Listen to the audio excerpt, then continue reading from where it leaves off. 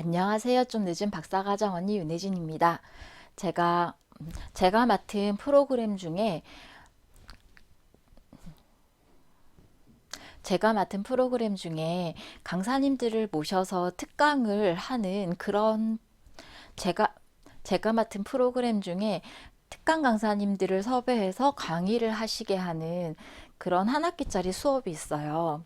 원래는 그 원래는 오프라인으로 진행되는 그런 수업인데 올해는 올해는 올해는 상황 때문에 그게 다 온라인으로 진행되게 됐거든요. 잘 아시겠지만 처음에는 한 주, 두 주 정도 예외적으로 온라인으로 하나 싶었더니 나중에는 그게 전체적으로 나중에는 한 학기가 통째로 그렇게 온라인으로 전환이 돼버리더라고요. 어쨌든 저는 그 강사님들을 섭외, 어쨌든 저는 어쨌든 저는 그 강사님들께 상황을 설명드리고 그리고 그분들의 음성 강의를 따서 또 제가 편집을 해서 학생들에게 제공하는 그런 역할을 하고 있어요. 제가 여러분들의 그런 강의, 제가 여러, 제가 여러 강사님들의 음성 강의를 편집하다가 제가 여러 강사님들의 음성, 제가, 제가 여러 강사님들의 제가 여러 강사님들의 음성 강의를 녹음하, 제가 여러 강사님들의 음성 강의를 편집하면서 한 가지 느낀 게 있는데요. 그게 뭐냐면 여러분들 말씀을 되게 잘하시고 싶잖아요. 그 비결이 뭔지 한 가지 알게 됐어요. 그게 뭐냐면 사람이 자기도 모르게 하는 말의 습관이 있거든요. 예를 들어서 접속사를 예를 들어서 꼭 필요한 상황이 아닌데 특정한 접속사를 계속 쓰게 된다거나 아니면 이런 식으로 말의 습관이 있으세요. 그리고 어떤 단어들을 되게 선호해서 쓰시는 경우들이 있거든요.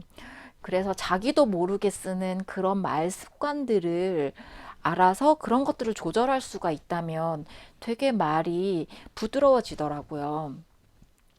제 경우에도 그래, 그래서 제가 그 강사님들의 강의를 이렇게 쭉 들으면서 편집하는 부분들이 그런 부분들이거든요.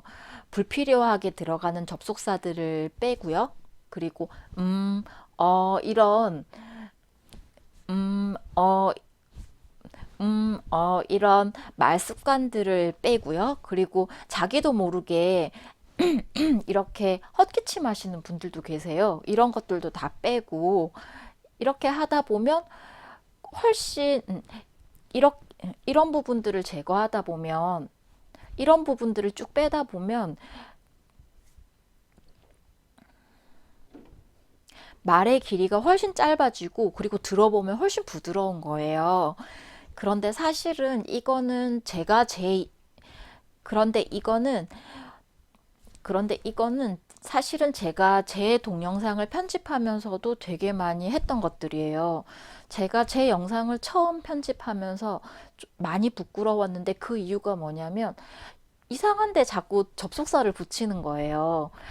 그리고 말 습관들이 있더라고요. 그래서 그런 것들을 이렇게 빼는 과정에서 제가 제 말 습관을 확인한 거였거든요. 아, 나는 이런 접속사들을 많이 쓰는구나. 그 접속사를 언제 쓰냐면 생각과 생각을 이을 때 그런 접속사를 쓰더라고요. 그리고 또, 또, 그리고 그래서 그런 것들을 깨닫고 나서 그런 것들을 제가 제 영상이 되게 많은데 제가 지금까지 녹음했던 영상들이 되게 많은데 그걸 계속 편집을 하면서 계속 제 말 습관들을 제가 확인하다 보니까 평소에 말을 할 때에도 그런 부분들이 자꾸 인식이 되는 거예요. 그래서 예전에 비해서는 그런 말 습관들을 조금 자각하게 되고 더 조심하게 되는 것 같아요. 그게 조금 교정이 되니까 다른 사람 앞에서 말을 할 때 긴장감이 조금 덜해지더라고요. 그래서 여러분께서도 만약에 내가 다른 사람 앞에서 말하는 게 좀 자신이 없어. 좀 이런 생각이 드신다면 한번 자신이 하시는 한번 어떤 주제를 놓고 한번 한번 어떤 주제를 가지고 한번 어떤 주제에 대해서 말씀하시는 걸 이걸 한번 해보시면 좋을 것 같아요. 어떤 주제에 대해서 말씀을 하시는데 그걸 녹음을 하시는 거예요. 그리고 내가 어떤 말습관들이 있는가, 그리고 언제 그런 언제 그런 것들이 더 많이 나타나는가, 이걸 한번 확인하셔가지고 그거 하나를 집중적으로 고친다. 이걸 한번 해보시면 좋을 것 같아요. 그리고 또 제가 한 가지 말씀드릴 부분은, 그리고 또 한 가지 제가 팁을 드리자면, 그리고 또 한 가지 방법을 드리자면, 시나리오를 대본을 한번 써보시는 거예요. 아마, 아마 석사학위 논문이라든지, 아마 논문 같은 것들을, 아마 학술지 논문이나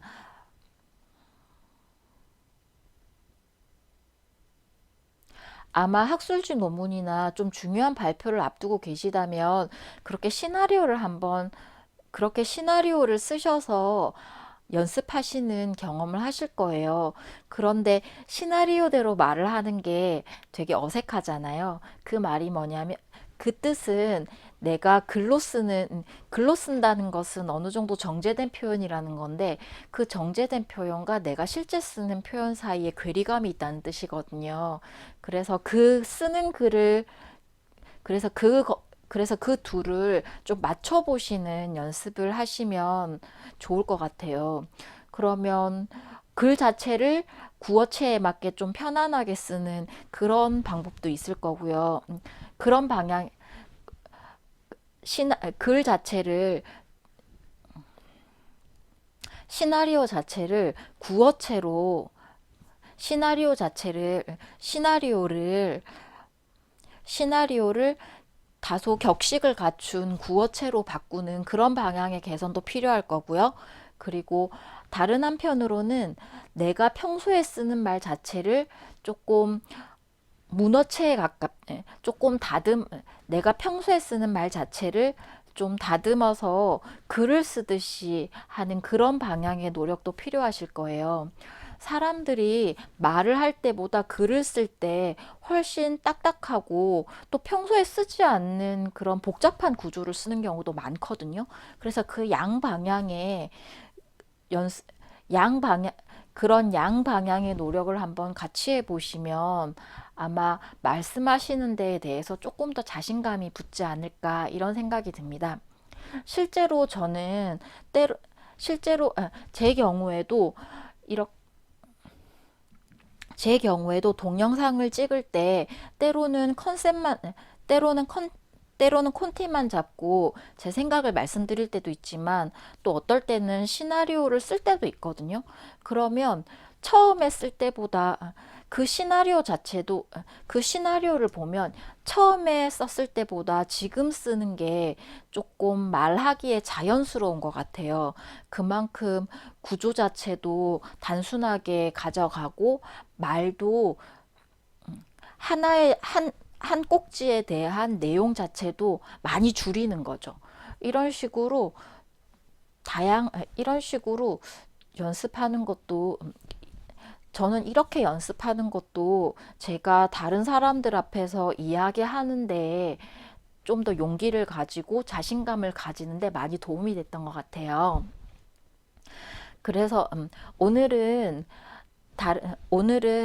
다른 사람 앞에서 오늘은 말하는 말하는데 자신감을 가지는 법에 대해서, 오늘은 말하는 오늘은 자신감 있게 말하기에 대해서 제가 생각하고 있는 두 가지 방법을 말씀드렸는데요. 첫 번째는 자신의 말 습관을 알고 의식적으로 하나씩 개선해 보는 것, 이걸 말씀드렸고요.